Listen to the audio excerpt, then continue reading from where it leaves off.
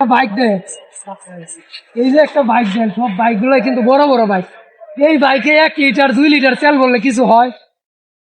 বাংলাদেশে যে এই যে দুর্ভিক্ষটা চলতেছে এখন বর্তমানে, আবার এই যে দুর্ভিক্ষটা চলতেছে বাংলাদেশে এখন বর্তমানে, প্রত্যেকটা পাম্পে কিন্তু অ্যাভেলেবেল তেল আছে, কিন্তু আমাদেরকে তেল দেওয়া হচ্ছে না। আমি মাননীয় প্রধানমন্ত্রী জনাব তারেক রহমানের কাছে একটা দাবি করতেছি, এই দুর্ভিক্ষটা যেন ঈদের আগেই যেন ঠিক হয়, সেই দাবি করতেছি। যেন আমরা যারা বাইকার আছি, যারা বাইকার আছে, সবাই এটা নিয়ে খুব দুর্ভিক্ষের মধ্যে আছে, মানে খুব খারাপ অবস্থানে আছে। তো আপনারা এটা যে কবে নাগাদ ঠিক হবে এটা এখনো বলা যাচ্ছে না।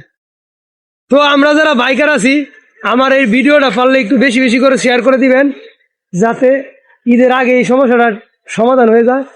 আর আমার এই ভিডিওটা জনাব মোহাম্মদ বাংলাদেশের প্রধানমন্ত্রী তারেক রহমানের কাছে পৌঁছায়।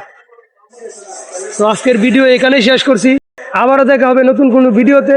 সেই পর্যন্ত সবাই ভালো থাকবেন, সুস্থ থাকবেন, আল্লাহ হাফেজ।